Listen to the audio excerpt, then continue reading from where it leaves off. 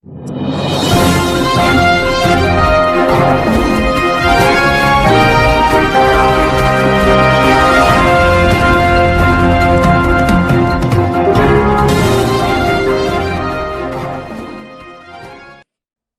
వార్తలకు స్వాగతం. ముందుగా ముఖ్యాంశాలు. కాంగ్రెస్ భారీ బహిరంగ సభలో పాల్గొన్న సీఎం రేవంత్ రెడ్డి, ఇరు పార్టీలపై ఫైర్.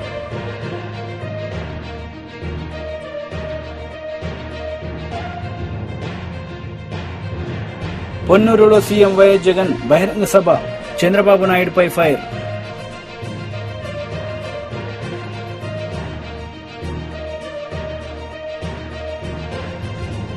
ఏపీ మాజీ ముఖ్యమంత్రి చంద్రబాబు నాయుడు మీడియా సమావేశం, పలు అంశాలపై వివరణ.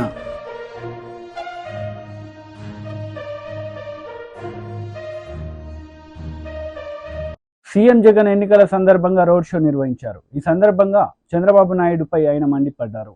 87,612 కోట్ల రూపాయలు రుణాలు మాఫీ జరిగిందా అని అడుగుతా ఉన్నాను మీ అందరితో కూడా. రెండు చేతులు పైకెత్తాలి. ఇలా ఇలా ఇలా ఇలా ఇలా ఇలా ఇలా ఇలా ఇలా ఇలా ఇలా ఇలా ఇలా ఇలా. ముఖ్యమైన హామీలు అనంటూ ఇదే పెద్ద మనిషి చంద్రబాబు నాయుడు గారు సంతకం పెట్టి ఆయన చేసిన రెండో హామీ ఏమిటో తెలుసా? పొదుపు సంఘాల రుణాలన్నీ రద్దు చేస్తాను అని అన్నాడు. మరి 14,205 కోట్ల రూపాయలు పొదుపు సంఘాలకు సంబంధించిన రుణాలు, ఇందులో ఒక్క రూపాయలు చేశాడా అని అడుగుతా ఉన్నాను మీ అందరితో కూడా. రెండు చేతులు పైకెత్తాలి. ఇలా ఇలా ఇలా ఇలా ఇలా ఇలా ఇలా ఇలా ఇలా ఇలా ఇలా ఇలా ఇలా ఇలా ఇలా.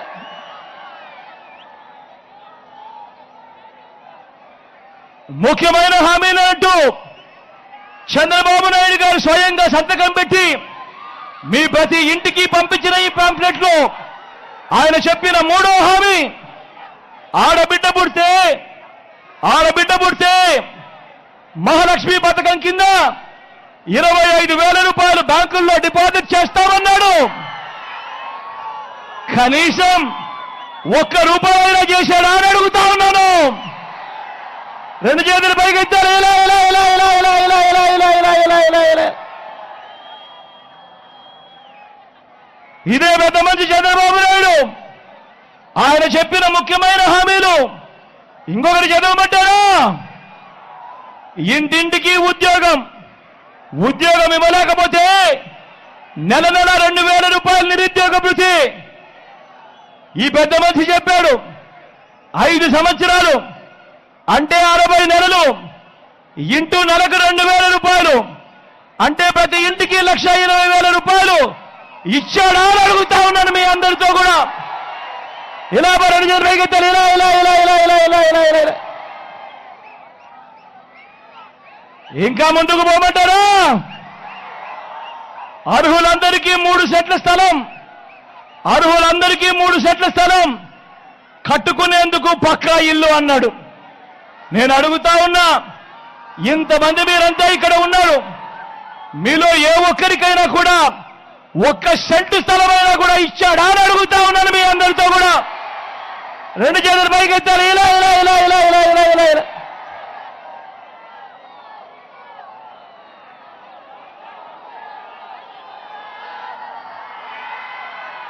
ముఖ్యమైన హామీలంటూ ఇంకా ముందుకు పోతే 10,000 కోట్లతో బీసీ సప్లాన్, చేనేత, పవర్ రూమ్స్ రుణాలు మాఫీ అన్నాడు. జరిగిందా అని అడుగుతా ఉన్నాను. ఉమెన్ ప్రొటెక్షన్ ఫోర్స్ ఏర్పాటు చేస్తామన్నాడు. చేశాడా అని అడుగుతా ఉన్నాను. సింగపూర్కు మించి అభివృద్ధి చేస్తామన్నాడు. చేశాడా అని అడుగుతా ఉన్నాను. ప్రతి నగరంలోనూ హైటెక్ సిటీ నిర్మిస్తామన్నాడు. జరిగిందా అని అడుగుతా ఉన్నాను. పొన్నూరులో ఏమైనా కనిపిస్తా ఉందా అని అడుగుతా ఉన్నాను. మరి అందరూ ఆలోచన చేయమని కోరుతా ఉన్నా. ఇవన్నీ ఏదైతే నేను చదివానో స్వయాన చంద్రబాబు నాయుడు గారు 2014లో ఇదే కూటమిగా ఏర్పడి ముఖ్యమైన హామీలు అని అంటూ ఆయన సంతకం పెట్టి ప్రతి ఇంటికి పంపించిన ఈ పాంఫ్లెట్లో నుంచి కనీసం ఒక్కటంటే ఒక్కటైనా కూడా జరిగిందా అని అడుగుతా ఉన్నాను ఈ సందర్భంగా మిమ్మల్ని. ఈసారి మాత్రం గట్టిగా రెండు చేతులు పైకెత్తాలి. ఇలా ఇలా ఇలా ఇలా ఇలా టీడీపీ అధినేత నారా చంద్రబాబు నాయుడు ప్రెస్ మీట్ నిర్వహించారు. ఈ సందర్భంగా పలు అంశాలపై ఆయన మాట్లాడారు. అయితే ఏదైతే కేంద్ర ప్రభుత్వం 29వ తారీఖున ఎన్నికల నిధుల్లో వాలంటీర్స్ ఇన్వాల్వ్ కావద్దని చెప్పింది కాబట్టి వాలంటీర్స్ ఇవ్వలేకపోతున్నారని చెప్పి పదే పదే తిప్పించారు వీళ్ళని, వృద్ధుల్ని. డబ్బులు లేవని తెలుసు. మొదటి తారీఖే తీసుకొచ్చారు వైఎస్ఆర్ కాంగ్రెస్ కార్యకర్తలు, నాయకులు నడిపించుకొచ్చారు. విపరీతమైన ఎండలు, వడగాల్పులు, అందులో కూడా తిప్పించి కడాన కుట్రలు కుతంత్రాలు చేసి 33 మంది చనిపోయే పరిస్థితికి వచ్చారు. ఇది నేను చెప్పిన ఇది కాదు, వాళ్ళు ఇచ్చిన ఫిగర్. ఇది మంత్రులు, ముఖ్యమంత్రి చెప్పింది 33 మంది చనిపోయారన్నారు. ఈ 33 కూడా ప్రభుత్వ హత్యలు ఇవి. మీరు డెలిబరేట్గా ముసలివాళ్ళని చంపేశారు. ఆ ఉసురు ఊరికే పోదు మీ మీద. అంత దుర్మార్గంగా చేసి 33 మందిని చంపేసి తర్వాత నేను చాలాసార్లు ఆఫీసర్లకి, చీఫ్ సెక్రటరీకి వీళ్ళందరినీ డిమాండ్ చేశాం, మీరు చేసేది కరెక్ట్ కాదు, ఇది మంచి పద్ధతి కాదు అని ఆ రోజు డిమాండ్ చేశాం. కానీ చీఫ్ సెక్రటరీ ఏం పట్టించుకోలేదు. అంటే ఈయన మోచేతిలో నీళ్లు తాగే ఈ అధికార యంత్రాంగం ఆయన కుట్రలు కుతంత్రాలు చేస్తే ఆ కుట్రలు కుతంత్రాలు అమలు చేసి ఆయన చేసిన ప్రభుత్వ హత్యల్లో వీళ్ళు కూడా భాగస్వాములు అయ్యే పరిస్థితికి వచ్చారు. ఇది క్షమించరాని నేరం. ఒకసారి ఎన్నికలు అనౌన్స్ చేసిన తర్వాత ప్రభుత్వ యంత్రాంగం అనేది ఎన్నికల కమిషన్ కింద పనిచేస్తుంది. ఆల్ పార్టీస్ కూడా ఈక్వల్ ఫుట్టింగ్ ఉండాలి.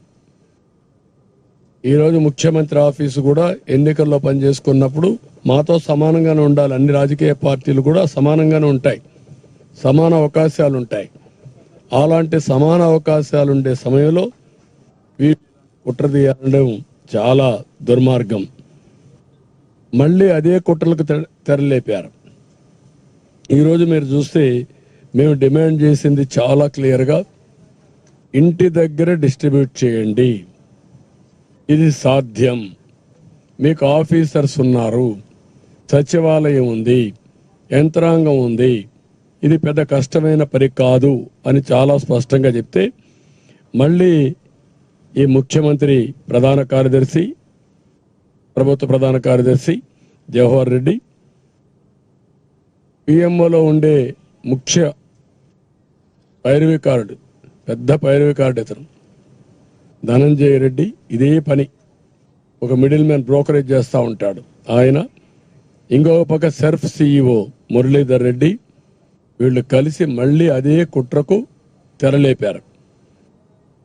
ఈరోజు మా డిమాండ్ చాలా స్పష్టంగా చాలాసార్లు వెళ్ళాం, ఎలక్షన్ కమిషన్కి ఇచ్చాం, సిఎస్ ఇచ్చాం, చీఫ్ సెక్రటరీకి ఇచ్చాం, గవర్నర్కి ఇచ్చాం.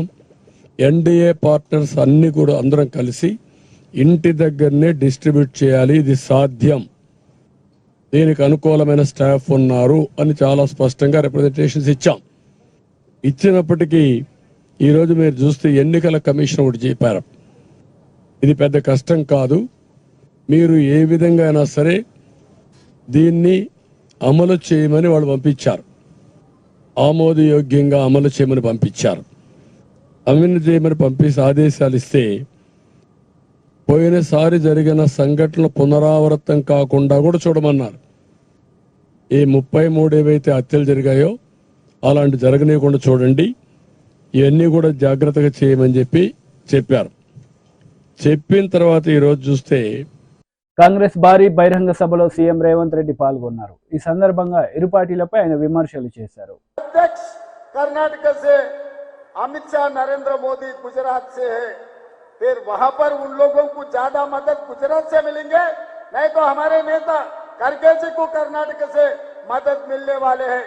इसीलिए हमारे भाइयों से एक ही गुजारिश है, खड़गे जी को आप मदद दे दो, 25-26 सीट कर्नाटक से दिलाओ, केंद्र में सरकार बनाएंगे, लाल कोटा पे तिरंगा झंडा लहराने का जिम्मेदारी प्रियंका जी उठाने वाली है, राहुल जी उठाने वाले। हम साथ में रहकर, साथ खड़े रहकर मोदी जी को हराएंगे। मोदी जी आज तक Amit Shah ji ED, income tax, CBI को इस्तेमाल कर रहे थे चुनाव जीतने के लिए। अभी मेरे समाचार मिला है तेलंगाना कांग्रेस पार्टी ऑफिस में दिल्ली पुलिस पहुंचा हुआ है। सोशल मीडिया में कोई पोस्टिंग लगाया, इसीलिए तेलंगाना के कांग्रेस अध्यक्ष को, तेलंगाना मुख्यमंत्री को हम अरेस्ट करते बोल के नोटिस लेकर तेलंगाना गांधी भवन में पहुंच गए। इसका मतलब Narendra Modi ji ED, income tax, CBI हो गए, अभी दिल्ली पुलिस को इस्तेमाल कर रहे चुनाव जीतने के लिए। यहाँ पर कोई डरने वाले नहीं है भाई, यहाँ पर पलट के जवाब देने वाले हैं। देखेंगे आने वाले चुनाव में नरेंद्र मोदी जी और अमित शाह को हरा के दिखाएंगे कर्नाटक और तेलंगाना में, क्योंकि राहुल जी कन्याकुमारी से लेकर कश्मीर तक पदयात्रा किए। कर्नाटक में सरकार बने, तेलंगाना में भी सरकार बने। आने वाले दिनों में महाराष्ट्र में भी अपना सरकार बनने वाले, केंद्र में भी अपना सरकार बनने वाले। अपने लिए अपना नेता है खड़गे जी है, अपने नेता सोनिया जी है। इसीलिए मेरा गुजारिश यहाँ के सेडम के लोगों को, मैं हैदराबाद में रहता हूँ, बगल के तेलंगाना आपको पता है, मेरा असेंबली भी कोडंगल है। आप लोगों को कभी भी जरूरत पड़े मुझे एक आवाज दो, मैं यहाँ हाजिर हूँगा। आप लोगों को कभी भी जरूरत पड़े तो सीधा सीधा हैदराबाद चल कर आओ, मैं वहां रहता हूँ। आप लोगों के लिए काम करने के लिए, आप लोगों को मदद करने के लिए हमेशा मैं हाजिर रहता हूँ। यही मेरा भाषण खत्म करते हुए मैं आपसे छुट्टी लेता हूँ। जय Congress. Congress leader Jaggareddy press meet నిర్వహించారు. ఈ సందర్భంగా పలు అంశాలపై ఆయన వివరణ ఇచ్చారు. జవాబు కేసీఆర్ కి ఇంతకంటే కేసీఆర్ కి దడ చుట్టుకున్నది. ఎందుకు చుట్టుకున్నది అంటే వాళ్ళకు ఒక్క సీటు కూడా వస్తలేదు, ఎంపీ సీటు ఒక సీటు కూడా బీఆర్ఎస్ ఈ తెలంగాణలో గెలుస్తలేదు.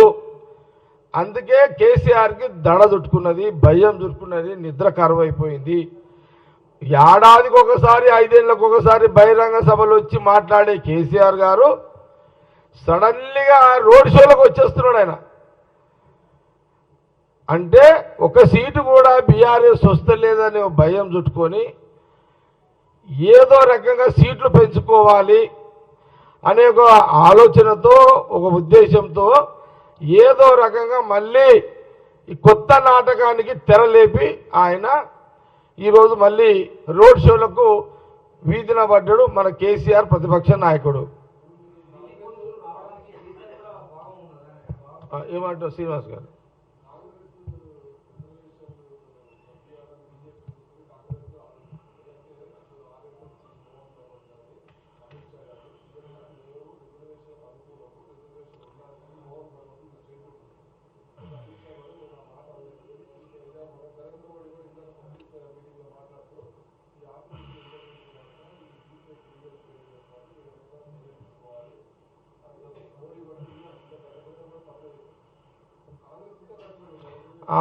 ఒకటి శ్రీనివాస్ గారు మీరు మంచి పాయింట్ అడిగారు.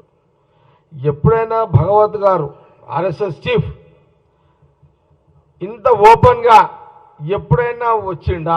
ఎస్సీ ఎస్టీ బీసీలకు మేము కూడా అనుకూలమే అని భాగవత్ గారు రావడము, అమిత్ షా గారు మొదటిసారి ఎస్సీ ఎస్టీ బీసీల గురించి మాట్లాడడము, దీని కారకుడు ఎవరు? ఈరోజు వాళ్ళిద్దరు భయంతో బయటకు వచ్చినట్టు దీని కారకుడు రాహుల్ గాంధీ గారు. రాహుల్ గాంధీ గారు ఎప్పుడైతే ఎస్సీ ఎస్టీ బీసీలు ఇప్పుడున్న పాపులేషన్ ప్రకారం ఇంకా పెంచుతాము అని వారు అన్నారో, ఆనాటి నుంచి వాళ్లకు ఇక ఇప్పుడు గుడి కాదు, ఇప్పుడు జనాలు ఎస్సీ ఎస్టీ బీసీలు మార్పు వచ్చేసింది. రాహుల్ గాంధీ గారు యొక్క ప్రెస్ ఆయన యొక్క ప్రకటనకు ఆయనకు ఆకర్షులవుతున్నారు కాంగ్రెస్ పార్టీకి అనే ఒక భయంలో భాగమే భగవత్ గారు ఈరోజు. అంటే ఇది కూడా కాంగ్రెస్ పార్టీ రాహుల్ గాంధీ గారు ఒక ఘనతే కదా. ఈరోజు భగవత్ గారు, అమిత్ షా గారు ఓపెన్గా మాట్లాడారు అంటే దాని కారకుడు ఎవరు? రాహుల్ గాంధీ గారు. ఆయన ఇచ్చిన ప్రకటననే ఈరోజు భాగవత్ గారు వాళ్ళందరూ కూడా మాట్లాడిరు. ఇది కూడా ఎస్సీ ఎస్టీ బీసీలు గమనించండి. మైనార్టీలారా మీకు కూడా డోకా లేదు, గమనించండి. రాహుల్ గాంధీ గారికి అందుకే ఎస్సీ ఎస్టీ బీసీలో మేమేం కోరుతున్నాము, రాహుల్ గాంధీ గారు ఎస్సీ ఎస్టీ బీసీలకు అనుకూలంగా ఉన్నాడు, ఇంకా రిజర్వేషన్ పెంచుతా అన్నాడు. అందులో భాగమే భాగవత్ గారు, ఆర్ఎస్ చీఫ్ అమిత్ షా గారు వీళ్ళందరూ బయటకు వచ్చిరు. ఇక ఎస్సీ ఎస్టీ బీసీలకు డోకా లేదు, రాహుల్ గాంధీ గారు అండగా ఉన్నారు. అందుకే రాహుల్ గాంధీ గారు ప్రధానమంత్రి అయితే, ప్రధానమంత్రి చేస్తే ఇంకా ఇంకా ఫుల్ సెక్యూరిటీ ఉంటుంది ఎస్సీ ఎస్టీ బీసీలకు, మైనార్టీలకు అనేది కాంగ్రెస్ పార్టీ చాలా స్పష్టంగా ఇటు తెలంగాణ ప్రజలకు, ఆంధ్రప్రదేశ్ ప్రజలకు, భారతదేశ ప్రజలకు స్పష్టంగా తెలియదు. బీజేపీ రాష్ట్ర అధ్యక్షుడు కిషన్ రెడ్డి మీడియా సమావేశం నిర్వహించారు. ఈ సందర్భంగా పలు అంశాలపై ఆయన మాట్లాడారు. ఈ రెండు పార్టీలకు తోడు ఎంఐఎం పార్టీ, వీళ్ళ ముగ్గురు కలిసి ఒప్పందం కుదుర్చుకొని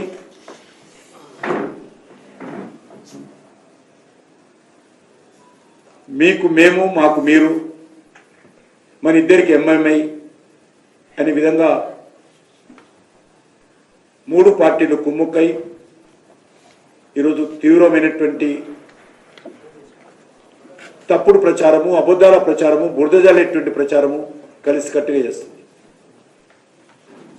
ఒక ఆయన అంటాడు రిజర్వేషన్స్ తీసేస్తారని, ఇంకో ఆయన అంటాడు హైదరాబాదు కేంద్ర పాలిత ప్రాంతంగా ప్రకటిస్తారని, ఇంకో ఆయన అంటాడు కృష్ణా నదిని ఢిల్లీకి పంపించేస్తున్నారని. మా మాటలకు తలా తోక లేకుండా ఈ మూడు పార్టీలు ప్రయత్నం చేస్తా ఉన్నాయి. బీజేపీని ఓడించడం, మోడీ గారిని అడ్డుకోవడమే వీళ్ళ ఉమ్మడి కుట్ర. రెండు పార్టీలకు సంబంధించినటువంటి నాయకులు క్రింద స్థాయిలో ఎవరు లేరు. క్రింద స్థాయిలో కాంగ్రెస్ పార్టీ కానీ, బీఆర్ఎస్ పార్టీ నాయకులు కానీ ఎవరు కూడా ఆ పార్టీల నాయకులు అన్న మాటలు నమ్మడం లేదు. క్రింద స్థాయిలో అందరూ కూడా బీజేపీ రావాలని ఏకగ్రీవంగా గ్రామాలు తీర్మానం చేస్తా ఉన్నాయి. నరేంద్ర మోడీ గారు ప్రధానమంత్రి కావాలని గ్రామాలు ఏకగ్రీవంగా తీర్మానం చేసుకుని ముందుకెళ్తా ఉంటే, బావిలో కప్పలలాగా లేక పిల్లి కళ్ళు మూసుకొని పాలు తాగినట్టుగా ఈ రెండు పార్టీల నాయకులు వివరిస్తా ఉన్నారు. హైదరాబాద్ లో ఈ రెండు పార్టీలు కూడా మజ్లిస్ పార్టీ గెలుపు కోసం ప్రయత్నం చేస్తా ఉన్నారు. కాంగ్రెస్ పార్టీ అదే ప్రయత్నం చేస్తున్నది, బీఆర్ఎస్ పార్టీ అదే ప్రయత్నం చేస్తున్నది.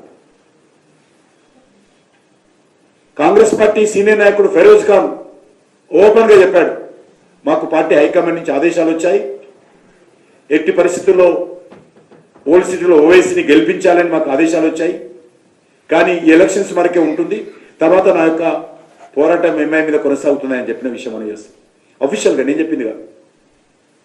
ఆ రకంగా ఇటు కాంగ్రెస్ పార్టీ, మరొక దిక్కు బీఆర్ఎస్ పార్టీ, మజ్లిస్ పార్టీ కొమ్ము కాస్తా ఉన్నారు.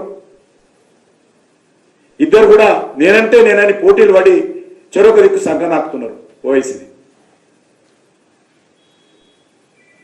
ఇంత దుర్మార్గంగా వ్యవహరిస్తున్నారు.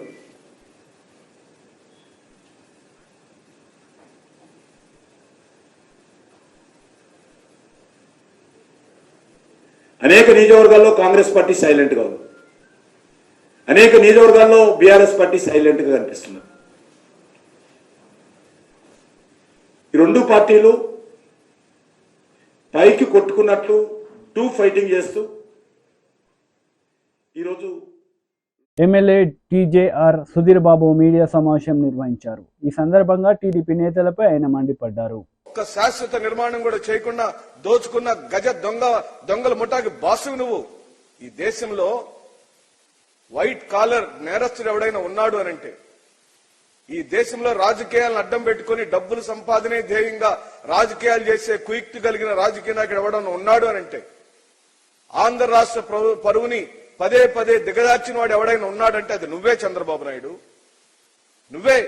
నీ జీవితం అంతా డ్రామాలు, నీ జీవితం అంటేనే దోచుకోవటం, నీ జీవితం అంటే వెన్నుపోటు పడవటం, నీ జీవితం అంటే ఈ రాష్ట్రాన్ని సర్వనాశనం చేయటం, జన్మభూమి కమిటీల పేరుతో గ్రామాల్ని దోచుకున్న గజ దొంగలు మీరు.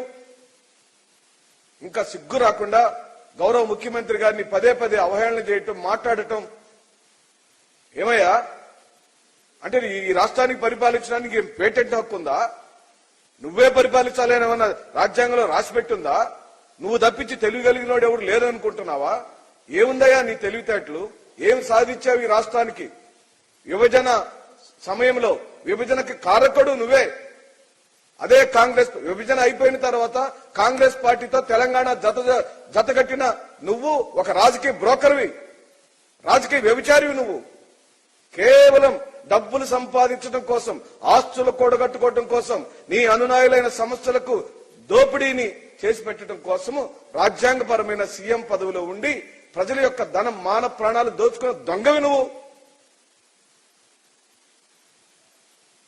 ఒక స్కిల్ స్కాము, ఒక ఫైబర్ నెట్ స్కాము, అనేకమైన స్కాములు చేసే బాబులకు బాబులు నువ్వు.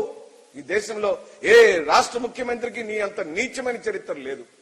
నీ పార్టీని తీసుకొని అందలం ఎక్కి ఈ రోజు వరకు నందమూరి వంశులకి అసలు స్థానమే లేకుండా చేసిన నీచమైన రాజకీయ చరిత్ర నీది బాబు. నువ్వే మాట్లాడతావు? తండ్రి చనిపోతే ఒంటరిగానే నిలబడితే కాంగ్రెస్ పార్టీ కేసులు పెట్టి బాధ పెడితే, అవమానపరిస్తే ఏ మాత్రం ఒక్క క్షణం కూడా బాధపడకుండా ప్రజల కోసం నిలబడ్డాడు, ప్రజలతోనే ఉన్నాడు. సుమారుగా 5,000 కిలోమీటర్ల పాదయాత్ర చేశాడు. ప్రజల యొక్క మనస్తత్వాన్ని అర్థం చేసుకున్నాడు. ఈ రాష్ట్ర యొక్క స్థితి గతులను అర్థం చేసుకున్నాడు. ఈ రోజున తిరుగులేని మహానాయకుడిగా ఎదిగాడా మా నాయకుడు. మా నాయకుడికి ఈ దేశంలో చరిత్ర ఉంది. మా నాయకుడు ఎవరి పార్టీని లాక్కోలా, ఎవరిని వెన్నుపోటు పడాలా, ఒక్కడే పార్టీ పెట్టుకున్నాడు, ఒక్కడే గెలిచాడు, రేపు కూడా ఒక్కడే ఉంటాడు, ఒక్కడే గెలుస్తాడు. నీకు దిమ్మ తిరిగిపోయి. కడియం శ్రీహరి కీలక ప్రెస్ మీట్ నిర్వహించారు. ఈ సందర్భంగా మాజీ CM Kadiyam Srihari press meet నిర్వహించారు. ఈ సందర్భంగా మాజీ ముఖ్యమంత్రి కేసీఆర్ పై పలు విమర్శలు చేశారు. నాయకుడు డ్యాన్సులు చేస్తాడు, పాటలు పాడతాడు, డప్పులు కొడతాడు, తొడలు కొడతాడు. అంత సీనియర్ వ్యక్తి ఇట్లాంటివి చేయవచ్చా లేదని కూడా ఆలోచన లేకుండా చాలా చాలా గలీజ్గా మాట్లాడుతున్నాడు. ఆయన పర్వాలేదు, కానీ కనీసం రాజయ్యకు వరంగల్ బీఆర్ఎస్ టికెట్ ఇస్తే కొంత బాగుండేది.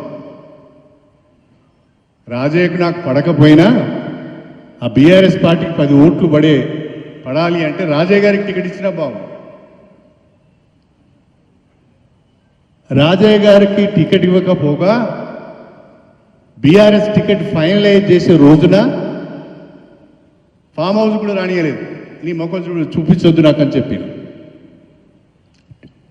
టికెట్ డిక్లేర్ అయిన తర్వాత వేరే వాళ్ళు పట్టుకొని పోయి ఈయన ఉండాలి, ఈయన ఉంటే కడియం శ్రీహరికి వ్యతిరేకంగా బాగా మాట్లాడతాడు, మనకు ఉపయోగపడతాడని చెప్పి కొంతమంది తీసుకొని పోతే ఈయన కూడా పోయి బతిలాడి ఆ పార్టీలో చేర్చుకున్నావు బాగానే. కానీ నువ్వు రాజయ్య గారి మీద ప్రేమ ఉంటే, రాజయ్య గారికి గతంలో అన్యాయం జరిగింది అని మీరు అనుకుంటే రాజయ్య గారికి బీఆర్ఎస్ టికెట్ ఎందుకు ఇవ్వలేదు? అంటే ఇదంతా మోసపెత్తుగడ. ఆయనకు మనసులో ఒకటి ఉంటుంది, బయటకు ఒకటి మాట్లాడుతూ అంటాడు. అది నేను స్వయంగా అనేక సందర్భాల్లో చూశాను. ఎదురుగా నీ అంత గొప్పవాడు లేడని మాట్లాడతాడు, కానీ వీడు విధవాని మనం బయటకు వెళ్ళగానే మాట్లాడుతాడు. తెలంగాణను అన్ని రకాలుగా ఆగం చేసి వరంగల్ను ప్రత్యేకంగా ముక్కచెక్కలు చేసి ఇవాళ ఏదో సానుభూతి ప్రకటించడానికి వచ్చాడు. వరంగల్ పట్టణాన్ని ఏం అభివృద్ధి చేశారు మీరు? ఎన్నిసార్లు ముత్తుకున్నా నేను కనీసంగా మాస్టర్ ప్లాన్ అప్రూవ్ చేయండి అని చెప్పి 10 సార్లు పోయి బతిలాడినాం. ఎందుకంటే ఒక సిటీకి మాస్టర్ ప్లాన్ అనేది లేకుండా అభివృద్ధి అనేది కష్టం. ప్లాన్డ్ అభివృద్ధి ఉండదు. ఇప్పుడు ముబ్బిడిగా అనేక రకాలైన డెవలప్మెంట్స్ వస్తుంటాయి. కాబట్టి మాస్టర్ ప్లాన్ అప్రూవ్ చేయమని అడిగినాం. 3 ఏళ్ళు దగ్గర పెట్టుకున్నాడు, ఈరోజు వరకు కూడా మాస్టర్ ప్లాన్ అప్రూవ్ కాలేదు. అంటే వరంగల్ పైన ఆయనకున్న ప్రేమ ఏంటి? ఒక ఓఆర్ఆర్ లేదు, మొత్తుకొని సచ్చినాం. ఒక అండర్ గ్రౌండ్ డ్రైనేజ్కి ప్రతిపాదన లేవు, మొత్తుకొని సచ్చినాం. ఏనాడు పట్టించు. ఎందుకో కానీ వరంగల్ పైన ఆయనకు ఒక రకమైన కోపం. ఎందుకో కానీ వరంగల్ అంటే ఆయనకు ఒక రకమైన వ్యతిరేకత. ఎందుకంటే వరంగల్ గడ్డ మీద ప్రశ్నించే వాళ్ళు ఎక్కువ ఉంటారు అనేది ఆయన అభిప్రాయం. వరంగల్ గడ్డ మీద పోరాటాలు చేసే వాళ్ళు ఎక్కువ ఉంటారు, ప్రశ్నించే వాళ్ళు ఎక్కువ ఉంటారు, ఉద్యమాలు చేసే వాళ్ళు ఎక్కువ ఉంటారు అనేది ఆయన భయం. అందుకనే వీళ్ళ నోర్లు మూయాలి అంటే ముక్కలు చేయాలి అని మన జిల్లాను ఆగం చేసిన వ్యక్తి ఆయన. మంగళగిరిలో నారా బ్రాహ్మణి ఎన్నికల ప్రచారం నిర్వహించారు. ఈ సందర్భంగా పలు అంశాలపై ఆమె మాట్లాడారు. ఆయన విజన్ ఏంటంటే ఎటువంటి సపోర్ట్ నాకు అందించారో అటువంటి సపోర్ట్ మంగళగిరిలో ఉన్న మహిళలందరికీ, ఆయన అమ్మలు కానివ్వండి, లేకపోతే అవ్వలు కానివ్వండి, అక్క చెల్లెలు కానివ్వండి, వాళ్ళందరికీ అందించాలనేది ఆయన విజన్, ఆయన హార్డ్ వర్క్ అంతా. అదే కాకుండా ఏ కంపెనీలో హెరిటేజ్ ఫుడ్స్లో నేను పనిచేస్తున్నాను ఎగ్జిక్యూటివ్ డైరెక్టర్గా, అదే కంపెనీలో నారా లోకేష్ గారు కూడా పనిచేయటం జరిగింది ఇంతకుముందు. ఆ కంపెనీలో ప్రతిరోజు మేము మహిళా రైతుల స్టోరీస్ గురించి వినేవాళ్ళమి, చూసేవాళ్ళమి. రాత్రింపగలు గ్రామాల్లో మహిళలు కష్టపడి పాలు ఉత్పత్తి చేసి మా కంపెనీకి అందిస్తే వాళ్ళకి ఆదాయం వచ్చేలాగా చూసేవాళ్ళమే. ఆదాయంతో పాటు వాళ్ళకి కేవలం డబ్బులే కాదు, కానీ వాళ్ళ గ్రామంలో, వాళ్ళ సొసైటీలో, వాళ్ళ కమ్యూనిటీలో వాళ్ళ విలువ కూడా చాలా పెరిగేది. ఇది చూసి మాకు ఎంతో సాటిస్ఫాక్షన్ కలిగింది. మేము కూడా ముందు ఏం చేసినా కూడా మహిళల మీద ఒక పాజిటివ్ ఇంపాక్ట్ ఉండాలి, మహిళలకి ఒక ఆదాయం వచ్చేలా చూడాలి అని అప్పుడే మేము డిసైడ్ అయిపోయాము. ఏ సాటిస్ఫాక్షన్ ఏదైతే అప్పుడు వచ్చేదో దానికన్నా మించి ఎక్కువ సాటిస్ఫాక్షన్ స్త్రీ శక్తి ప్రోగ్రామ్ సక్సెస్ ద్వారా మాకు కలుగుతుంది. నాకు చాలా ఆనందంగా ఉంది.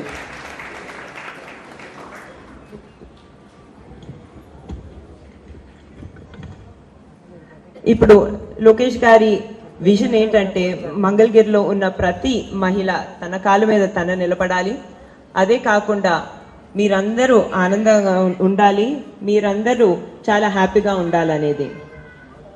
కానీ ఇప్పుడు 2019 ఎలక్షన్ గురించి మాట్లాడాలంటే మీకు అందరు తెలిసిందే, లోకేష్ గారు ఓటమి ఎదుర్కొన్నారు మన మంగళగిరిలో.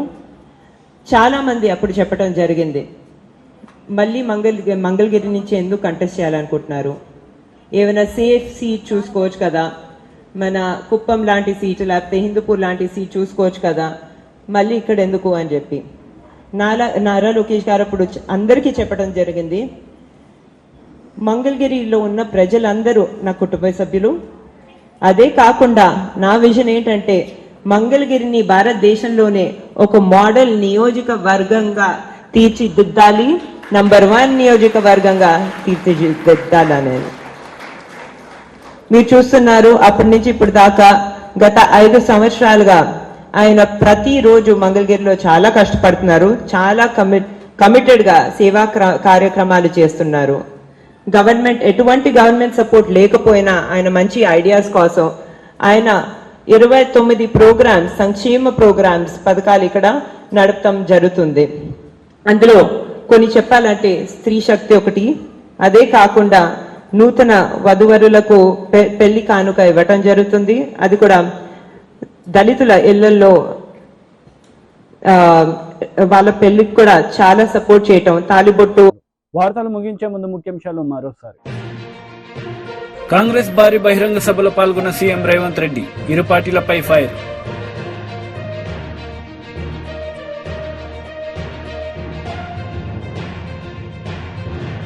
పొన్నూరులో సీఎం వైఎస్ జగన్ బహిరంగ సభ, చంద్రబాబు నాయుడుపై ఫైర్.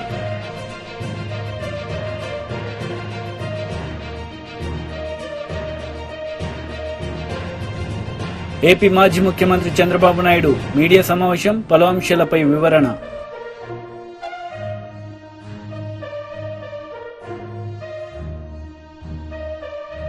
ఈ వార్తలు ఇంతటితో సమాప్తం. తిరిగి ప్రసారమయ్యే వార్తలు మళ్ళీ కలుద్దాం. అంతవరకు సెలవు. నమస్తే.